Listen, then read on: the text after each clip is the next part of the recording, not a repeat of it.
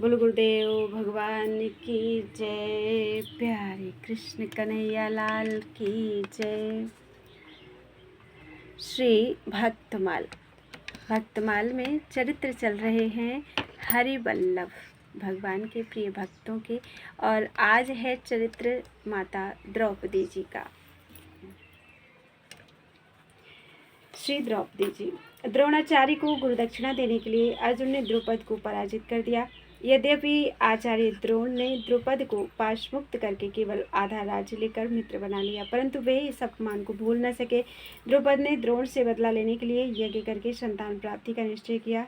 कलमासी नगरी के तपस्वी वेदज्ञ ब्राह्मण उपयाज की उन्होंने अर्चना की, उनको प्रसन्न करके प्रार्थना की कि द्रोण को मारने वाले पुत्र की मुझे प्राप्ति हो, ऐसा यज्ञ कराएं। उपयाज ने प्रार्थना स्वीकार कर दी।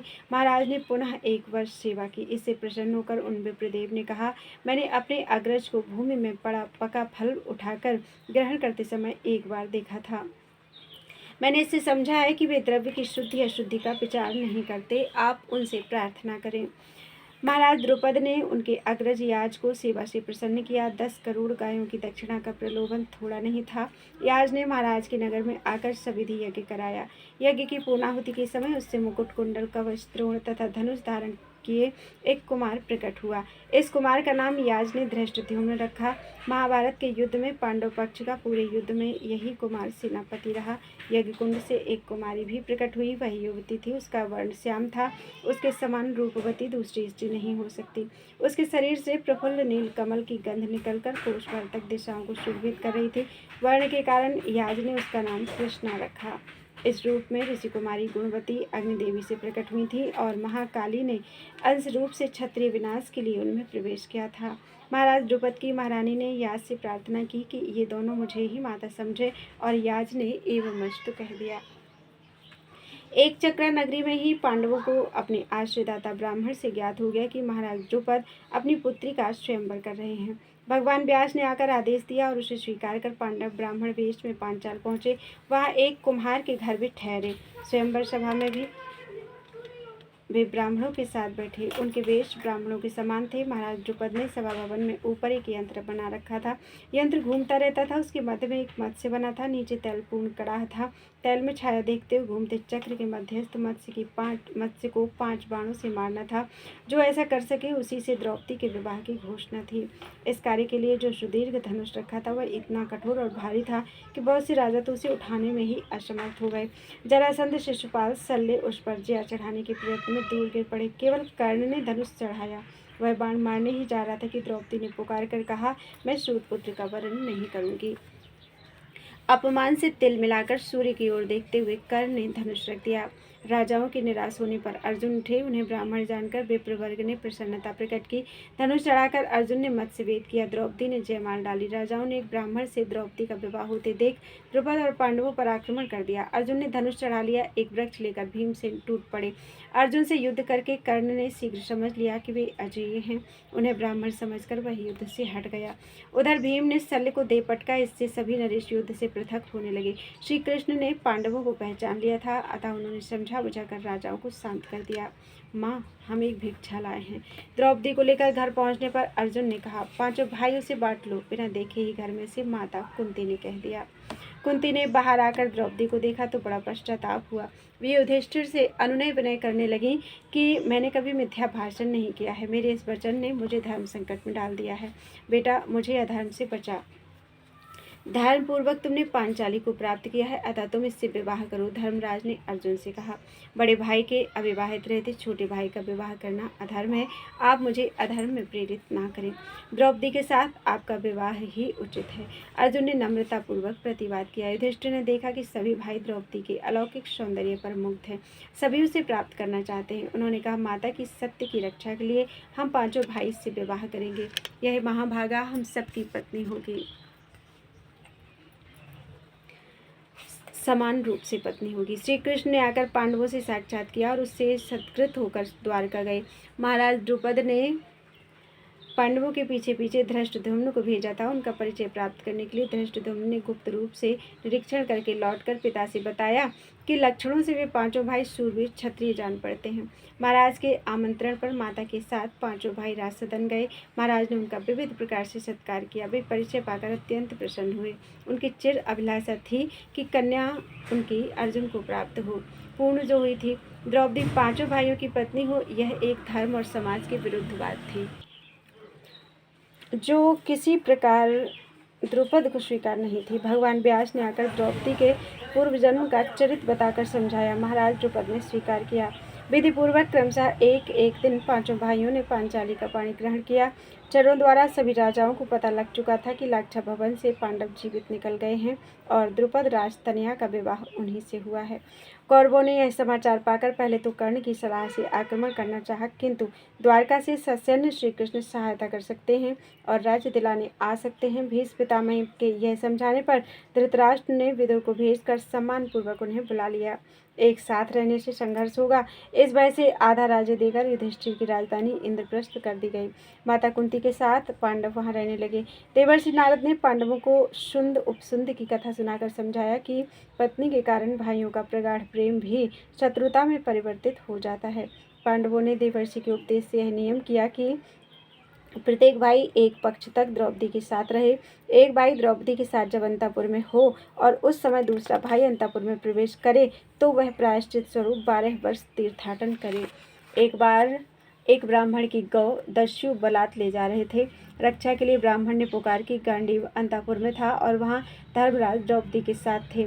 अर्जुन ने गांडीव लेकर गौओं की रक्षा की और नियम भंग के कारण स्वेच्छा से वे 12 वर्ष तीर्थाटन करने चले गए। श्री प्रियादास जी देवी द्रौपदी का स्मरण करते हुए कहते हैं, द्रौपदी सती की बात कहे कौन, ऐसो पटु खेचते ही पट पट कोटि गुने भये हैं। द्वारका के नाथ जब बोली तब साथ होते, द्वारका सो फेरी आए भक्त वाणी नए हैं। गए दुर्वासा ऋषि वन में पठाए, नीच धर्म पुत्र बोले बिनय आवे पन लए हैं। भोजन निवारितिया आई कही सोच परो, चाहे तनु त्यागो कहो कृष्ण कहूँ गए हैं। श्री कृष्णचंद्र जी की कृपा से महाराज युधिष्ठिर ने मय द्वारा निर्मित राजसभा प्राप्त की। दिग्विजय हुई और राजसु यज्ञ करके वे चक्रवर्ती सम्राट हो गए। यज्ञ समाप्त हो जाने पर एक दिन दुर्योधन राजसभा में आ रहा था। मय के अद्भुत शिल्प के कारण भ्रांत होकर उसने स्थल को जल समझा और वस्त्र ऊपर उठा लिए। आगे जलकुंड को स्थल समझकर बढ़ा जा रहा था कि उसमें गिर पड़ा। सभी वस्त्र भीग गए। भीम तथा द्रौपदी को हंसी आ गई। दुर्योधन को अत्यंत अपमान का अनुभव हुआ। वह उल्टे पैर लौट गया। अपमान का बदला लेने के लिए अपने मामा शकुनि से मंत्रणा करके उसने धर्मराज को जुआ खेलने का निमंत्रण दे दिया। धृतराष्ट्र ने जुआ खेलने की आज्ञा दे दी। द्यूत प्रारंभ हुआ। शकुनि पासे फेंक रहा था। कपटपूर्ण पासों से जाल में धर्मराज हारते गए। धन गंवे राज्य को सभी हारने पर जुए के उन्माद में अगली बाजी जीतने की आशा में वे अपने एक एक भाइयों को लगाते गए दांव पर। अंत में अपने को हार गए। कर्ण, दुर्योधन आदि ने प्रोत्साहित किया और द्रौपदी दांव पर लगी।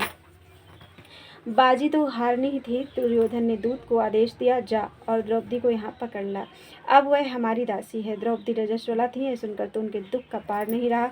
दूत उन्हें ला न सका तो दुशासन बड़े भाई के आदेश से गया। भागकर गांधारी के यहाँ जाने पर भी वह दुष्ट उनके राजसु यज्ञ के अवृत स्नान से पवित्र केशों को पकड़कर घसीटता हुआ राजसभा में ले आया। वे अत्यंत करुण स्वर से विलाप कर रही थी। कर्ण ने उन्हें अनेक पतियों की पत्नी और पण्या कहकर अपमानित किया। पांडव मस्तक नीचे किए बैठे थे। द्रौपदी की पुकार और धिक्कार उनके कान सुनने में असमर्थ से थे। धर्मराज ने पहले अपने को दांव पर हारा या मुझे पहले अपने को दांव पर हार जाने के पश्चात मुझे दांव पर लगाने का उन्हें क्या अधिकार रह गया था। बड़े करुण स्वरों में द्रौपदी ने सबसे प्रार्थना की।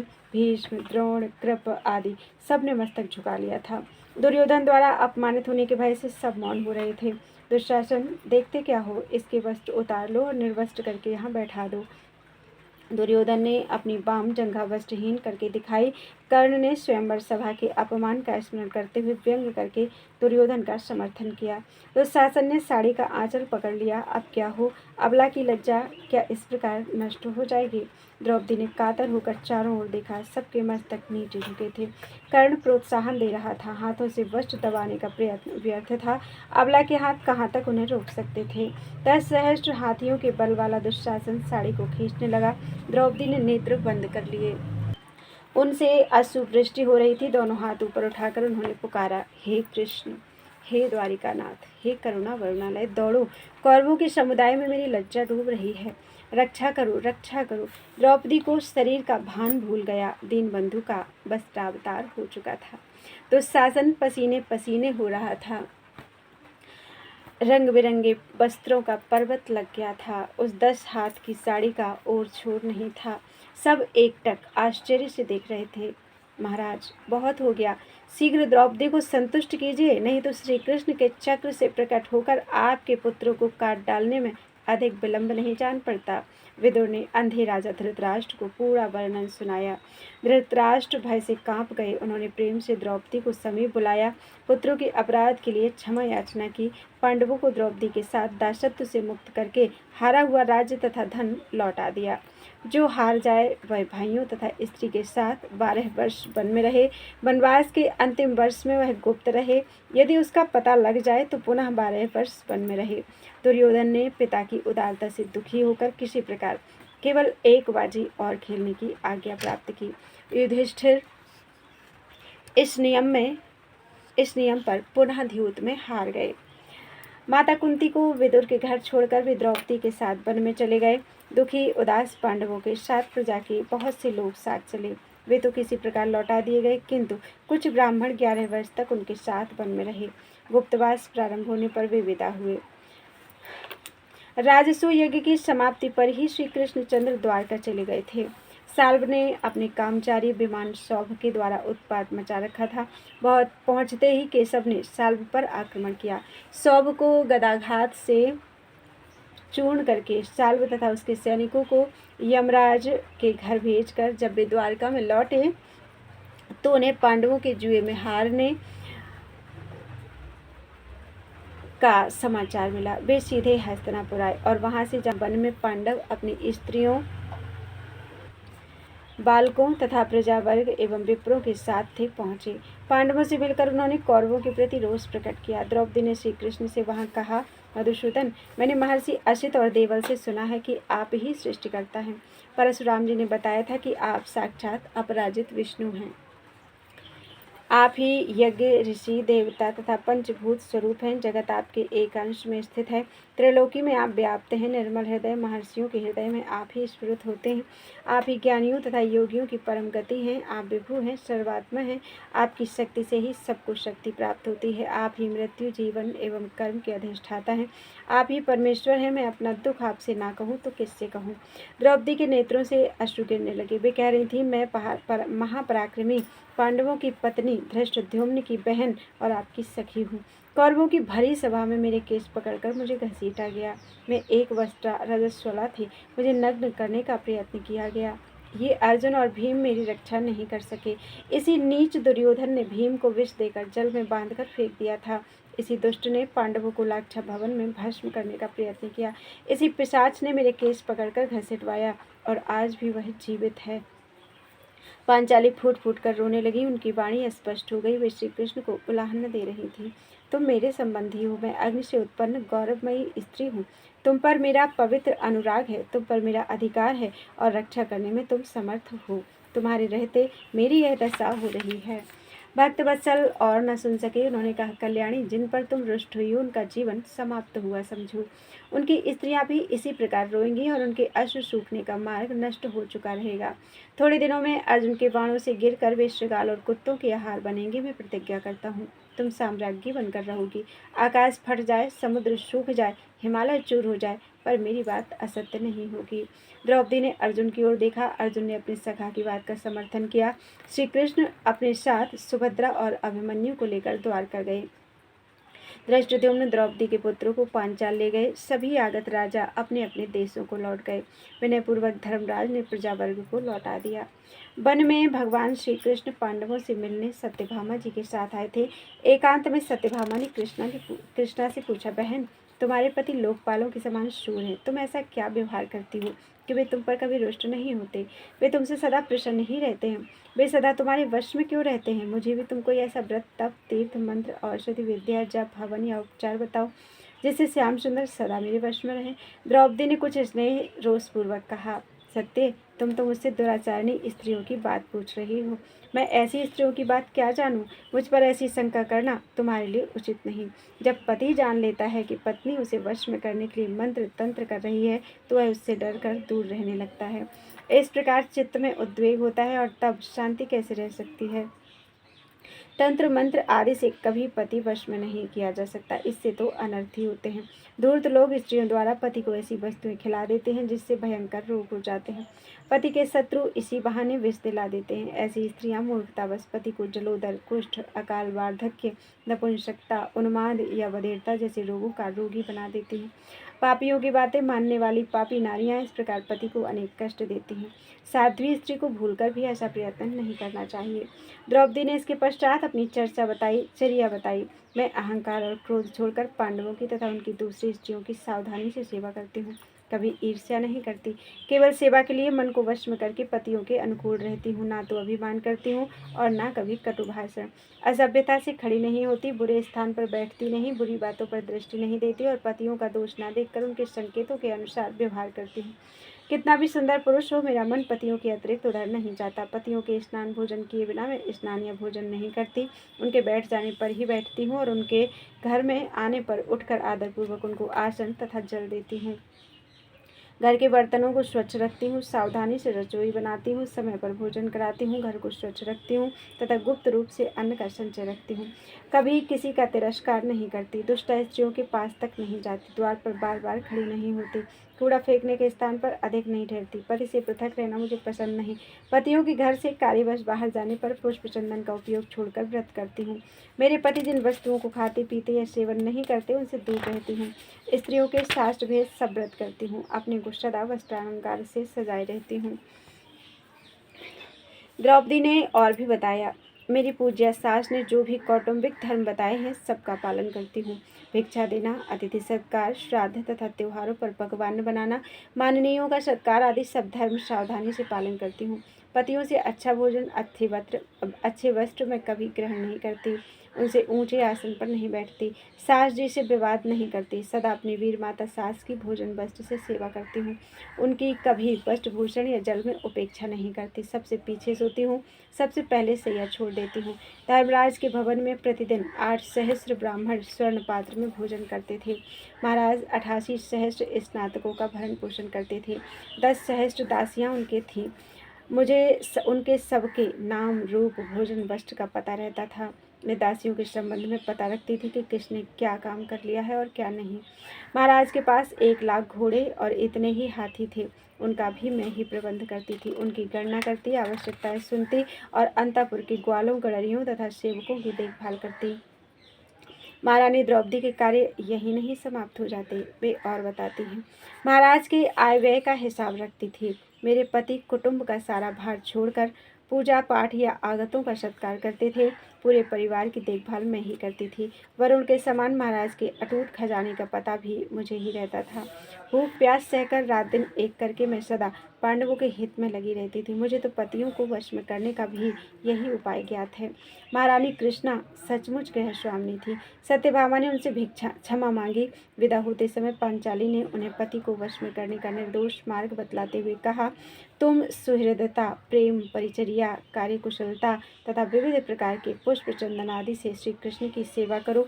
वही काम करो जिससे वे समझें कि तुम एकमात्र उन्हीं को प्रिय मानती हो। उनके आने की आहट पाते ही आंगन में खड़ी होकर स्वागत को उद्यत रहो। आते ही आसन और पैर धोने को जल दो।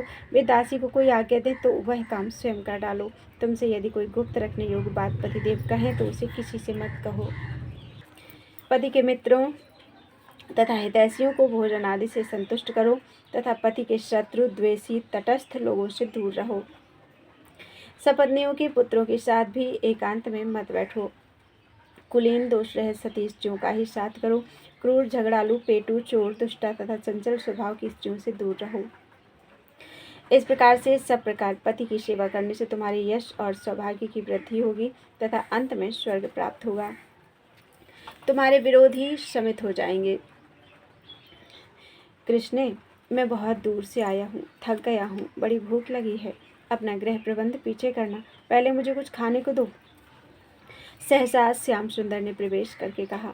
पांडवों ने आश्चर्य से देखा था कि अकस्मात दारुक के रथ रोकते ही श्री कृष्ण कूदकर पर्णकुटी में चले गए। उन्होंने धर्मराज को अभिवादन तक नहीं किया। तुम तो जानते ही हो कि साथ के विप्रों को भोजन देने के लिए महाराज ने तपस्या करके सूर्य नारायण से एक पात्र प्राप्त किया है। उसी पात्र से विविध पकवान निकलता है और उसी से हम सबका काम चलता है। मेरे भोजन के पश्चात वह पात्र रिक्त हो जाता है। मैंने भोजन कर लिया है, पात्र धोकर रख दिया है। अब क्या हो? द्रौपदी ने बड़ी खिन्नता से कहा। मैं तो भूख से व्याकुल हो रहा हूँ और तुम्हें हंसी सूझती है। मैं कुछ नहीं जानता, लाओ कुछ खिलाओ। नकली रोज से लीला मैंने कहा। द्रौपदी का भय दूर हो गया था। उसने प्रार्थना की, मेरे पतियों के समीप 10 सहस्र शिष्यों के साथ महर्षि दुर्वासा आए हैं। धर्मराज ने उन्हें आतिथ्य को आमंत्रित कर दिया है। स्नान संध्या करने वे सरोवर गए हैं। लौटने पर उन्हें अन्न न मिला तो साप देकर पांडवों को भस्म कर देंगे। इसी संकट में पड़कर मन ही मन तुम्हारे स्मरण करते हुए मैं रो रही थी। तुमने मुझ दुखिया की पुकार सुन ली। अब अपने पांडवों की रक्षा करो। यह सब पचड़ा पीछे, पहले लाओ अपना वह पात्र दो। श्री कृष्ण झुंझलाए। लो तुम ही देख लो। द्रौपदी ने पात्र लाकर दे दिया। भगवान की लीला। भली प्रकार सावधानी से स्वच्छ किए उस पात्र में भी शाक का एक पत्ता चिपका निकल आया। यज्ञ भोक्ता सर्वात्मा इससे तृप्त हो। माधव ने वह पत्ता उठाकर मुख में डाल लिया। अब वह पुनः भोजन क्रम प्रारंभ हो गया था, अतः पात्र भर गया। उसी तो अब द्रौपदी के भोजन न करने तक अन्न देते रहना था। जाओ ऋषियों को बुला लाओ। श्री कृष्ण ने सहदेव को बाहर आकर आज्ञा दी। वहां जल में खड़े ऋषियों का उदर विश्वात्मा श्री कृष्ण के मुख में साग डालते ही भर गया था। खट्टी डकारें आ रही थी। दुर्वासा जी ने सोचा कि युधिष्ठिर अन्न प्रस्तुत करेंगे। अब हम भोजन तो कर नहीं सकते, कहीं अन्न व्यर्थ नष्ट होता देख धर्मराज रुष्ट हो गए तो लेने के देने पड़ जाएंगे। धर्मराज भगवान के सच्चे भक्त हैं। महर्षि को अभी अम्बरीश पर रुष्ट होकर कष्ट पाने की घटना भूली नहीं थी। उन्होंने भागने में ही कल्याण समझा। सहदेव ने लौटकर बताया कि वहाँ कोई नहीं है। महर्षि कहीं अर्धरात्रि को आकर अन्न ना मांगे। पांडव चिंतित हो गए। दुर्वासा अब नहीं आएंगे। दुष्ट दुर्योधन ने अपनी सेवा से प्रसन्न करके उनसे वरदान ले लिया था कि शिष्यों के साथ वे तुम्हारा आतिथ्य ग्रहण करने तब पधारें जब पांचाली भोजन कर चुकी हो। इस कष्ट को मैंने निवारित कर दिया। श्री कृष्ण ने सबको समझाकर आश्वस्त किया। श्री प्रियादास जी इस घटना का वर्णन अपने कवित्व में इस प्रकार करते हैं। सुन्यो भागवती को बचन भक्ति भाव भर्यो, कर्यो मन आए श्याम पूजे ही ये काम है। आवत ही कही मोही भूख लागी देवो कछु, महासकुचाए मांगे प्यारो नहीं धाम है। बेसु के भरण हार धरे हैं आहार अजू, हम सो दुराब कही बाणी अभिराम है। लग्यो साक पत्र पात्र जल संग पाई गए, पूर्ण त्रिलोकी विप्रगिन कौन नाम है। सिंधु नरेश जयद्रथ सब प्रकार से धसकर बिहार के लिए शाल देश की ओर जा रहा था। उसने एकाकिनी द्रौपदी को वन में देखा। पांडव आखेट के लिए गए थे। जयद्रथ द्रौपदी को देखते ही मुग्ध हो गया। उसने अपने साथी राजा कोटिकास्य को परिचय जानने के लिए भेजा। कोटिकास्य ने समीप जाकर मधुर शब्दों में परिचय पूछा और अपना परिचय दिया। द्रौपदी ने बड़े संकोच से कहा, मर्यादा अनुसार मुझे तुमसे नहीं बोलना चाहिए, परंतु समीप में दूसरे किसी पुरुष या स्त्री के न होने पर मुझे विवश होकर बोलना पड़ा।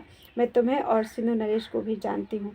मेरे पति वन में आखेट को गए हैं। उन विश्वविख्यात पांडवों को तुम जानते हो। मैं उनकी पत्नी कृष्णा हूँ। अपने वाहन खोल दो। पांडवों का आतिथ्य स्वीकार करके जहाँ जाना हो चले जाना। उनके लौटने का समय हो गया है। द्रौपदी कुटी में आतिथ्य की व्यवस्था करने चली गई। उसने इन लोगों पर विश्वास कर लिया। कोटिकास्य से परिचय पाकर स्वयं जयद्रथ आया। उसने पहले तो कुशल पूछी और पांडवों को राज्यहीन निर्धन कहकर द्रौपदी से कहने लगा कि वह उनको छोड़कर सिंधु की महारानी बने। द्रौपदी ने उसे फटकारा, मेरे पति युद्ध में देवता और राक्षसों का भी वध कर सकते हैं। मूर्खतावश अपने नाश के लिए तूने मेरे प्रति कुदृष्टि की है। जयद्रथ ने पुनः धमकाया। कृष्णा ने कहा, तू एकाकिनी समझकर मुझ पर बल दिखा रहा है, पर मैं तेरे सम्मुख दीन वचन नहीं बोल सकती। जब एक रथ पर बैठकर श्री कृष्ण और अर्जुन मेरी खोज में निकलेंगे तो इंद्र भी तुझे छिपा नहीं सकते। अभी मेरे पति आकर तेरी सेना का नाश कर देंगे। यदि मैं पतिव्रता हूँ तो इस सत्य के प्रभाव से आज मैं देखूंगी कि पांडव तुझे घसीट रहे हैं। जयद्रथ ने द्रौपदी को पकड़ना चाहा। उसे धक्का देकर पांचाली ने धौम्य मुनि के चरणों में प्रणाम किया और इसलिए स्वयं रथ में बैठ गई कि जयद्रथ उनका स्पर्श ना करे। उनको लेकर जयद्रथ ससैन्य चला। पांडवों ने वन में श्रृगाल को रोते हुए पास से जाते देख अमंगल की आशंका की। वे शीघ्रतापूर्वक लौटे। आश्रम में धात्रिका को रोते देख उससे पूछकर उन्होंने समाचार ज्ञात किया। आगे बढ़कर धौम्य मुनि पैदल सेना में भीम को पुकारते हुए जाते दिखाई पड़े। भयभीत होकर पैदल सेना ने तो शरण मांग ली, शेष पर पांडवों ने बाण वर्षा प्रारंभ की। अनेक राजा मारे गए। भयातुर जयद्रथ द्रौपदी को रथ से उतारकर भागा। द्रौपदी धौम्य मुनि के साथ धर्मराज के पास लौट आई। बहन दुस्सला, दुर्योधन की बहन का ध्यान करके जयद्रथ को मारना मत, बहन को विधवा मत करना। भीम को सिंधुराज के पीछे जाते देख युधिष्ठिर ने आदेश दिया। भीम ने दौड़कर जयद्रथ को ललकारा और पराजित करके पकड़ लिया। उसको पटक कर मरम्मत कर दी। सिर के केश मोड़कर 5 चोटियां रखकर तथा दासत्व स्वीकार करवा के उसे बांधकर वे ले आए। इस दशा में उसे देखकर द्रौपदी को दया आ गई। उन्होंने भीमसेन से कहा, महाराज के इस दास को अब छोड़ दो। धर्मराज ने बंधन मुक्त करके जयद्रथ को दासत्व से भी मुक्त कर दिया और विदा करते समय समझाया कि अब कभी पर स्त्री पर कुदृष्टि डालने जैसा नीच कार्य मत करना। महारानी, मैं सैरंध्री हूँ और अपने योग्य कार्य करना चाहती हूँ। मुझे बालों को सुंदर बनाना, गूंथना, पुष्पहार बनाना, चंदन या अंगराग बनाना बहुत अच्छा आता है। मैं इससे पूर्व द्रौपदी के अंतपुर में रह चुकी हूँ। मुझे केवल भोजन वस्त्र चाहिए। पांचाली ने विराट की महारानी सुदेशना को बताया। उसे नगर में भटकते देख महारानी ने बुलाया था। तुम तो देवताओं के समान सुंदर हो, यह कार्य तुम्हारे योग्य नहीं। तुम्हें अंतपुर में रखने पर भय है कि महाराज तुम पर आसक्त हो जाएंगे। सुदेशना ने उत्तर दिया, 5 परम पराक्रमी गंधर्व मेरे पति हैं। जो मुझ पर कुदृष्टि करता है उसे वे उसी रात्रि मार डालते हैं। जो मुझसे पैर नहीं धुलवाता तथा जूठे का स्पर्श नहीं कराता उसका वे मंगल करते हैं। कृष्णा ने आश्वासन दिया, तुम्हें पैर नहीं धोने होंगे और उच्छिष्ट भी स्पर्श नहीं करना होगा। तुम मेरे समीप आदरपूर्वक निवास करो। सुदेशना ने स्वीकृति दे दी। तुम इतनी सुंदर कौन हो, यह कार्य तुम्हारे योग्य नहीं, मुझे स्वीकार करो। एक दिन विराट के सेनापति कीचक ने अंतपुर में सैरंध्री को देखकर कहा। वह इसके सौंदर्य पर मुग्ध हो गया था। द्रौपदी ने परिस्त्री के प्रति आकर्षित न होने के लिए उसे समझाया, किंतु वह दुष्ट बराबर हठ ही करता रहा। गंधर्वों के भय का भी उस पर कोई प्रभाव न हुआ। उसने द्रौपदी से कोरा उत्तर पाकर अपनी बहन सुदेशना से प्रार्थना की। सुदेशना ने द्रौपदी के अस्वीकार करने पर भी बलपूर्वक रस लाने के बहाने उन्हें कीचक के भवन में भेजा। उन्मत्त कीचक ने उन्हें पकड़ने का प्रयत्न किया। किसी प्रकार उसे धक्का देकर भागकर वे राजसभा में आई। पीछे दौड़ता हुआ कीचक वहां भी पहुंचा और उसने द्रौपदी के केस पकड़कर पटक दिया तथा पाद प्रहार किया। सूर्य द्वारा द्रौपदी की रक्षा में नियुक्त राक्षस ने आंधी के समान कीचक को दूर फेंक दिया और वह गिरकर मूर्छित हो गया। भीमसेन और अर्जुन दोनों क्रोधित हो गए, पर धर्मराज ने संकेत से उन्हें रोक दिया। द्रौपदी ने सभा भवन के द्वार पर खड़े होकर कहा, मेरे महापराक्रमी पति सूत द्वारा मेरा अपमान कायरों की भांति देख रहे हैं। वे धर्मपाश में बंधे हैं। यहाँ का राजा विराट एक निरपराध स्त्री को इस प्रकार मारे जाते देखकर चुप है। यह राजा न्याय होकर भी न्याय नहीं करता। यह लुटेरों का सधर्म राजा को शोभा नहीं देता। सभासद भी इस अन्याय को चुपचाप सह रहे हैं। सभासदों ने द्रौपदी की प्रशंसा की। महाराज विराट कीचक के बल से दबे थे। उसने अनेक देश जीते थे। यद्यपि वह लंपट था, प्रजा से धन लूट लेता था और प्रजा की स्त्रियों के साथ अत्याचार करता था, परंतु महाराज उसका विरोध नहीं कर सकते थे, अतः वे चुप रहे। धर्मराज ने संकेत से कहा, तेरे पति तेरे कष्टदाता को अवश्य नष्ट कर डालेंगे। वे अभी अवसर नहीं देखते। तू अंतपुर में जा। द्रौपदी अंतपुर में गई। सुदेशना ने उसे आश्वासन देने का प्रयत्न किया। रात्रि में द्रौपदी ने भोजनालय में भीमसेन के पास जाकर रोते हुए कहा, तुम लोगों को इस वेश में देखकर मेरा हृदय फटता है। मुझे भी सुदेशना की दासी बनकर रहना पड़ रहा है। अब तो यह अपमान मैं सह नहीं सकती। कीचक नित्य घृणित संकेत करता है और गंदी बातें कहता है। आज उसने भरी सभा में तुम सबके देखते मुझे मारा है, अब वह नित्य मुझे मारेगा और बल प्रयोग करेगा। यदि तुम मुझे अवधि पूर्ण होने तक चुप रहने को कहोगे तो मैं प्राण दे दूंगी। भीमसेन ने द्रौपदी को आश्वासन दिया। उसकी सम्मति से जब कीचक ने दूसरे दिन वही राग छेड़ा तो कृष्णा ने उसे रात्रि को एकांत में विराट की नवीन नृत्यशाला में बुलाया। भीमसेन सूचना पाकर पहले से ही वहां उपस्थित थे। उन्होंने युद्ध में कीचक को पछाड़कर मार डाला, उसके हाथ पैर धड़ में दबाकर घूसा दिया। इसी दशा में द्रौपदी को दिखाया। द्रौपदी ने लोगों से कहा, मेरा अपमान करने वाले नीच कीचक की मेरे गंधर्व पतियों ने क्या दशा की, सो जाकर देखो। कीचक की मृत्यु शैरंध्री के कारण ही हुई है, अतः इसे भी साथ में जला दो। इससे कीचक को की आत्मा को संतोष होगा। कीचक को मरा देखकर रोष के मारे उपकीचकों ने यह निश्चय किया। उनके भय से डरे विराट ने भी ऐसी करने की आज्ञा दे दी। उन्होंने द्रौपदी को बांध लिया और शमशान ले चले। आर्तनाद करती जाती द्रौपदी की रक्षा पुकार भीमसेन ने सुन ली। नगर परकोटा लांघ कर वे पहले ही शमशान पहुंच गए। एक महान वृक्ष उगाड़कर दौड़े, उन्हें देखकर उपकीचक भागे। भीम ने उन सबको मार डाला और द्रौपदी को बंधन मुक्त कर दिया। भीम अपना काम करके पुनः उसी मार्ग से भोजनालय पहुंच गए। भद्रे, महाराज गंधर्वों से बहुत डरे हैं। तुम अत्यंत सुंदरी हो और पुरुष स्वाभाविक कामी होते हैं। तुम्हारे गंधर्व बड़े क्रोधी हैं। उन्होंने 105 उपकीचकों को मार डाला है। अतः महाराज ने कहा है कि अब तुम यहाँ से जहाँ इच्छा हो चली जाओ। अंतपुर में पहुँचते ही सुदेशना ने कहा, महाराज मुझे 13 दिन और क्षमा करें। मेरे गंधर्व पति इसके पश्चात स्वयं मुझे ले जाएंगे और वे महाराज का भी मंगल करेंगे। शैरंध्री की इस बात का प्रतिवाद करने का साहस अब रानी सुदेशना में नहीं था। 13 दिन पश्चात गुप्तवास की अवधि समाप्त होने पर पांडव प्रकट हो गए। पांडवों के वनवास की अवधि समाप्त हुई। विराटनगर में उनके पक्ष के नरेश एकत्र होने लगे। अनेक ऋषियों ने, विदुर ने तथा औरों ने भी दुर्योधन को समझाया, किंतु वह बिना युद्ध के 5 ग्राम भी पांडवों को देने को प्रस्तुत नहीं था। अंतिम प्रयत्न के रूप में शांति दूत बनकर स्वयं श्री कृष्णचंद्र ने विराटनगर से हस्तिनापुर जाना निश्चित किया। उनको जाने को उद्यत देखकर द्रौपदी ने उनसे कहा, जनार्दन, अवध्य का वध करने में जो पाप होता है वही पाप वध्य का वध न करने में भी होता है। मैं अपने अपमान को भूल नहीं सकी हूँ। शांति और दुर्योधन की दी हुई भिक्षा मेरी अंतर्ज्वाला को शांत नहीं करेगी। यादव, पांडव और पांचाल के शूरों के रहते मेरी यह दशा है। यदि आपका मुझ पर तनिक भी स्नेह है तो कौरवों पर कोप कीजिए। जाहु भले कुरुराज पर धारे दूत वरवेश, भूल न जइयो पे वहाँ केशव द्रौपदी केश। अपने काले काले सुदीर्घ केशों को हाथ में लेकर श्री कृष्ण को दिखाते हुए रोकर पांचाली ने कहा, आज 12 वर्ष से इन केशों में कंघी नहीं पड़ी है, ये बांधे नहीं गए हैं। जिसने इनको भरी सभा में खींचा है उस दुष्ट दुशासन की उसी भुजा के रक्त से धोकर तब मैं इन्हें बांधूंगी। यह मैंने प्रतिज्ञा की है। मधुसूदन, क्या ये आजीवन खुले ही रहेंगे? यदि पांडव कायर हो गए हैं, यदि वे युद्ध नहीं करते हैं, तो मैं अपने 5 पुत्रों को आदेश दूंगी।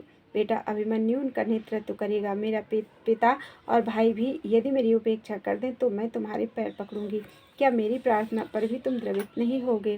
क्या तुम्हारा चक्र शांत ही रहेगा? मैं कौरवों की लाशों को धूल में तड़पते देखना चाहती हूँ। इसके बिना कोई साम्राज्य मुझे सुखी नहीं कर सकता। श्री कृष्ण ने गंभीरता से कहा, कृष्ण, आंसुओं को रोको, इस नाटक को हो जाने दो। मैंने प्रतिज्ञा की है और प्रकृति के सारे नियमों के पलट जाने पर भी वह मिथ्या नहीं होगी। जिन पर तुम्हारा कोप है उनकी विधवा पत्नियों को तुम शीघ्र ही रोते देखोगी।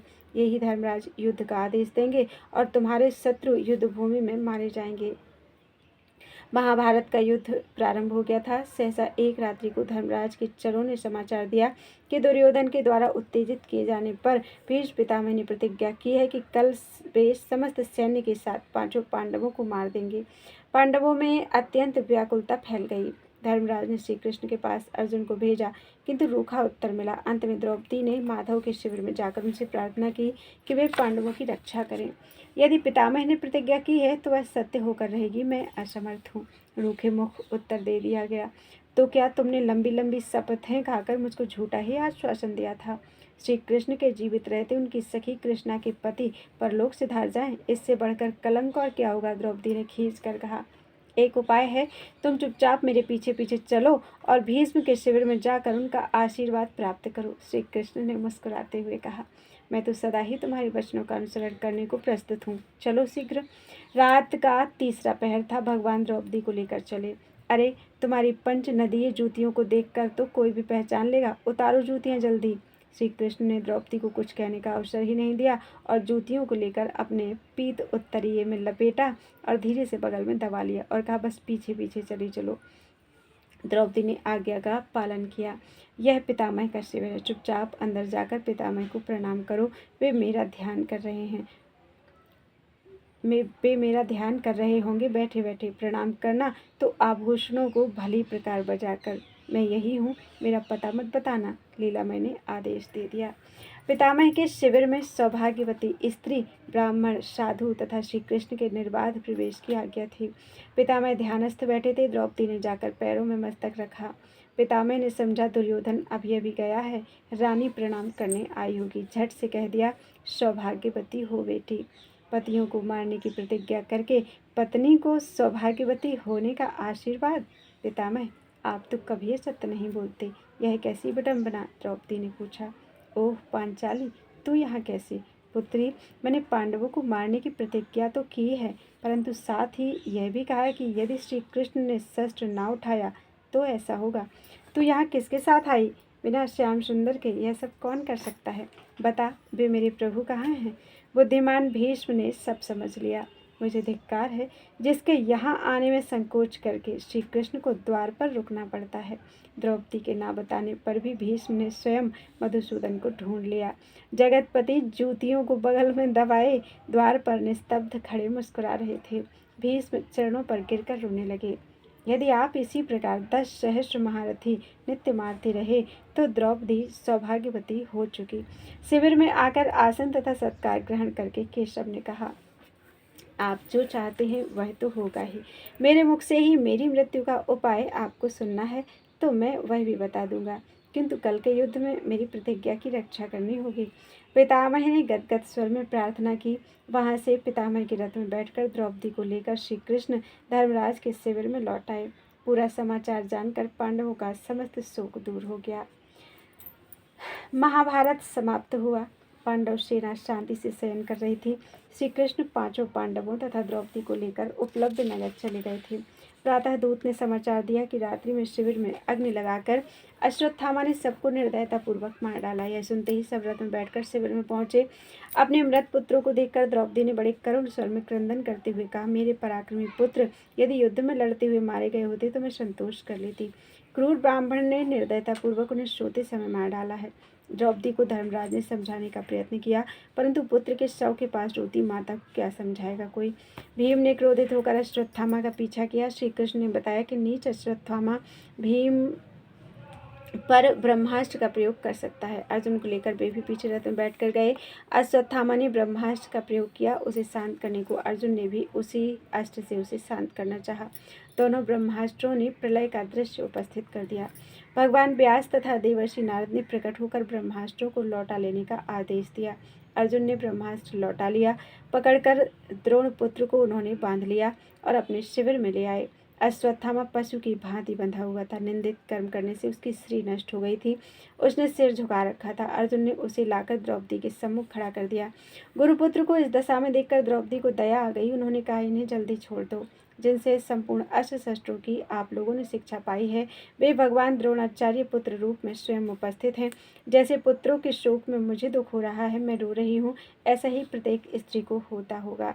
देवी कृपी को यह शोक ना हो, मैं पुत्र शोक में मेरी तरह वे ना रोएं। ब्राह्मण सब प्रकार पूज्य होता है, इन्हें शीघ्र छोड़ दो। ब्राह्मणों का हमारे द्वारा अनादर नहीं होना चाहिए। भीमसेन अश्वत्थामा के वध के पक्ष में थे। अंत में श्री कृष्ण की सम्मति से द्रोण पुत्र के मस्तक पर रहने वाली मणि छीनकर अर्जुन ने उसे शिविर से बाहर निकाल दिया। महाभारत की समाप्ति पर युधिष्ठिर ने बंधुत्व की भावना करके विरक्त होकर वन में जाने का विचार प्रकट किया। जब सब भाई उन्हें समझा चुके तो पांचाल राजकुमारी ने कहा, महाराज, आपने द्वैत वन में बार बार कहा है कि शत्रुओं को जीतकर आप हम सबको सुखी करेंगे।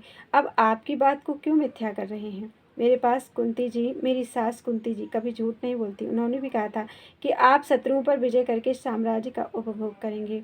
अपनी माता के वचनों को आप क्यों मिथ्या कर रहे हैं? दुष्टों को दंड देकर, निर्बलों की रक्षा करके, अनाथों की सहायता करके, विप्रों को दान देकर प्रजा पालन करने वाला राजा निश्रेयस को प्राप्त करता है। आप अपने धर्म को छोड़कर किस विधर्म के प्रलोभन में बन जाना चाहते हैं? आपने दान में शास्त्र सुनाकर, युद्ध में धोखा देकर या अन्याय से यह राज्य नहीं पाया है। धर्म युद्ध में शत्रुओं का दमन करके आपने इसे प्राप्त किया है। आपने संपूर्ण पृथ्वी पर शासन प्राप्त किया है। अब आप इस दायित्व से क्यों विमुख होना चाहते हैं? मैं पुत्रों के मरने पर भी केवल आपकी ओर देखकर ही जीवित हूँ। आपके ये पराक्रमी भाई भी आपके लिए ही जीवन धारण किए हैं। आपके लिए उदासीनता उचित नहीं। शासन कीजिए, यज्ञ कीजिए और ब्राह्मणों को दान दीजिए। महाराज युधिष्ठिर ने दीर्घ काल तक शासन किया। उन्होंने द्रौपदी के साथ 3 अश्वमेध यज्ञ किए। द्वारका से लौटकर अर्जुन ने जब यदुवंश के क्षय का समाचार दिया तो परीक्षित का राज्याभिषेक करके धर्मराज ने अपने राजोचित वस्त्रों का त्याग कर दिया। मौन व्रत लेकर भी निकल पड़े। भाइयों ने भी उन्हीं का अनुकरण किया। द्रौपदी ने भी बलकल पहना और पतियों के पीछे चल पड़ी। धर्मराज सीधे उत्तर दिशा में चलते गए।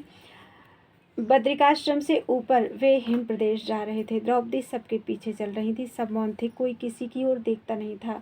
द्रौपदी ने अपना चित्त सब ओर से एकाग्र करके परात्पर भगवान श्री कृष्ण में लगा दिया था। उन्हें शरीर का पता नहीं था। हिम पर फिसल कर वे गिर पड़ी। शरीर उसी श्वेत हिम राशि में विलीन हो गया। महारानी द्रौपदी तो परम तत्व से एक हो चुकी थी। बोलो वृंदावन बिहारी लाल की जय। त्वदीयं वस्तु गोविंदम तुभ्यमेव समर्पयेत्।